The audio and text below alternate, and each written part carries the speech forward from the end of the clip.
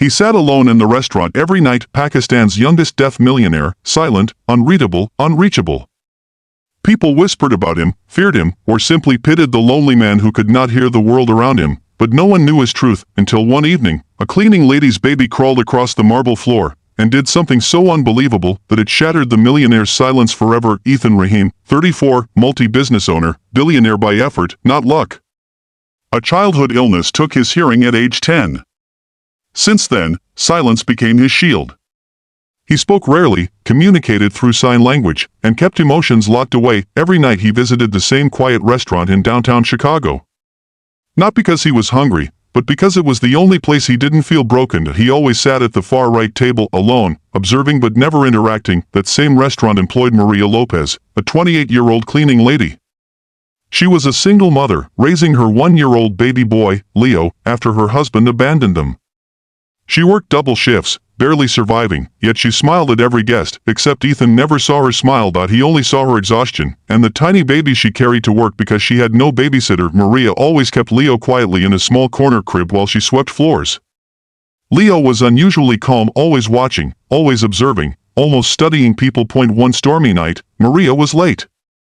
She rushed in, hair drenched, cheeks red, baby crying in her arms. Ethan lifted his eyes for the first time, watching her struggle with wet towels, a heavy trash bag, and a restless baby.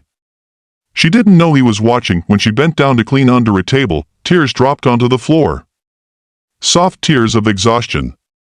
Tears she thought no one would ever notice, but Ethan noticed. Silence sharpens the eyes. He wanted to help, but how does a man who can't hear offer comfort to a stranger who can barely speak to herself? So he sat still, trapped between wanting to move and fearing he might make everything worse. That's when it happened. As Maria turned to sweep another corner, baby Leo, curious and fearless, crawled straight toward Ethan's lonely table. Everyone froze. The baby placed his tiny hand on Ethan's knee, and then gently tugged Ethan's sleeve, looking right into his eyes, wide, innocent, and brave. Leo smiled for the first time in 15 years. Ethan felt something warm crack open inside him. A connection, a bridge, a spark he didn't understand. Maria rushed over, panicking. I'm sorry, sir. I'm so sorry, she said, picking up Leo. Ethan shook his head slowly, raising a hand. In sign language, he slowly gestured, it's okay. He's amazing. Maria stared, shocked. No one ever saw Ethan speak. Ethan unexpectedly wrote on a napkin and slid it toward her. You're doing your best. Don't be ashamed. Those 7 words made Maria's eyes fill with tears again, but this time, tears of relief. She whispered, thank you. I really needed that. Ethan didn't hear the words, but he felt them, and for the first time, he didn't dine alone. He shared the table with Hope. The next night, Maria arrived early. She hesitated but walked toward Ethan's table. Leo likes you, she said softly. Ethan smiled gently, a smile almost no one had seen before, and motioned for her to sit for a moment. She hesitated but obeyed. Leo stretched his arms toward Ethan.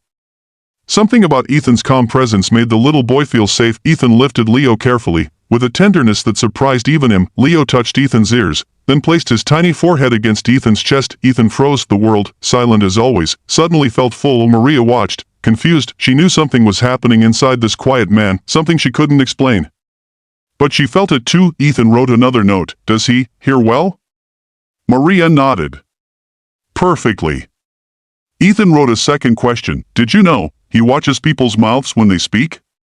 Maria gasped. How did you notice? Ethan pointed to his own eyes and smiled. Silence had trained him to observe what others missed. Over the next days, something extraordinary grew, an unspoken bond between the deaf millionaire, the struggling mother, and the fearless baby. Ethan would finish his dinner early just to spend time with Leo. Maria would finish cleaning faster just to sit nearby. Then one night, the restaurant manager yelled at Maria for taking too long. She flinched, hugging Leo tightly. Ethan saw everything. He stood up, calm but powerful, walked to the manager, and handed him a printed letter from his lawyer. The manager's face turned pale. Maria looked confused. Ethan turned to her with a soft smile. I bought the restaurant. Maria blinked rapidly. What? Why? He wrote, no one should yell at a mother doing her best. Maria's heart broke open. She covered her mouth, crying. Ethan slowly signed to her, let me help you. Maria whispered, why me?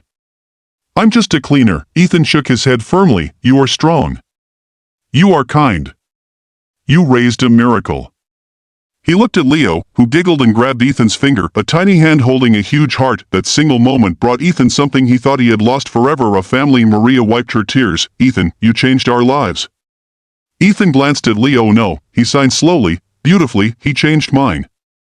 And for the first time since losing his hearing, Ethan didn't feel alone. He felt alive. White medium star inspiring message for YouTube ending. Sometimes, the smallest souls break the strongest walls. Sometimes, a baby sees the heart no one else can. And sometimes, love speaks louder than sound.